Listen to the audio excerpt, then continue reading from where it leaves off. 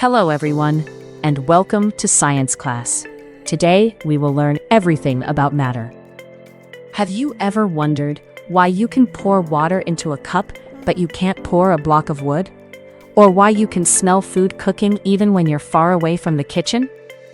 The answer comes from something called matter, the invisible stuff that makes up everything around us. Today, we will learn what matter is, how matter is made, the three main states of matter: solids, liquids, and gases.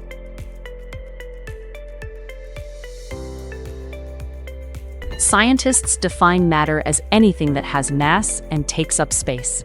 Everything you can see, touch, or smell is made of matter. When we say something has mass, we mean it weighs something.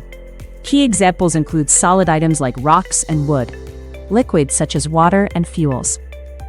Even air is matter. Let's think about a balloon. When it is empty, it is flat. When you blow air into it, it expands and becomes heavier.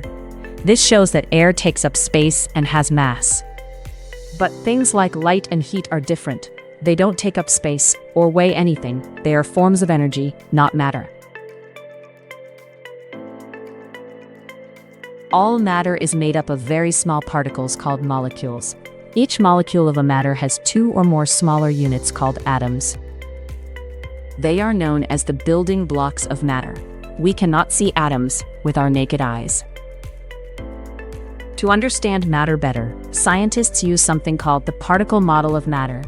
It follows three important rules. Everything is made of tiny particles. These particles are always moving. There are spaces between particles. Think of particles like tiny bouncing balls, always moving and never completely still. Even in a solid object like a table, particles are still vibrating.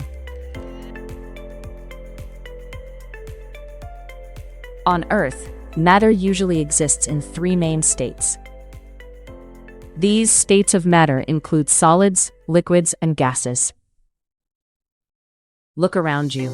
The chair you're sitting on, the floor beneath your feet, and the bones inside your body all have one thing in common: they are solids. The solid state is one of the fundamental states of matter. The molecules of solids are tightly packed because of strong intermolecular forces. They only oscillate about their mean positions. Examples of solid matter include chairs, buildings, rocks, shoes, footballs, tables, bags, clothes, boxes, cars, computers, etc. The molecules in a liquid are closely packed due to weak intermolecular forces. These forces are weaker than solids, but stronger than that of gases. There is much space in between the molecules of liquids, which makes their flowing ability easy. Liquids can easily acquire the shape of a vessel, and they have a fixed volume.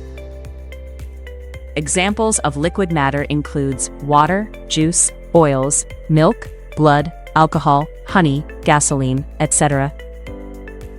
In gases, the molecules are at large distance from each other and can move freely.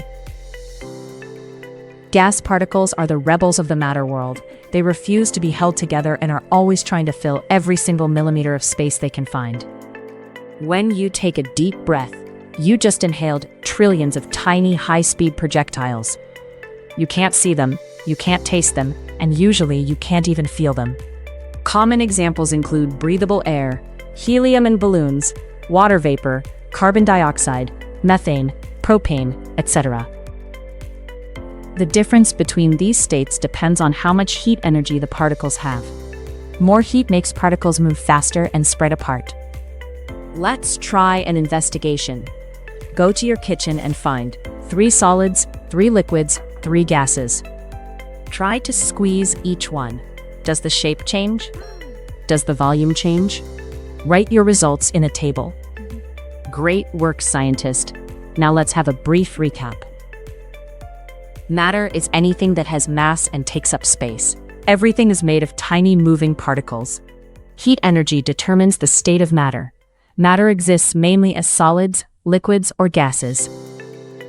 Everything around us follows the rules of matter and particles. When energy changes, matter changes too, and that's the foundation of chemistry. Now, You understand the hidden world that makes up everything around you.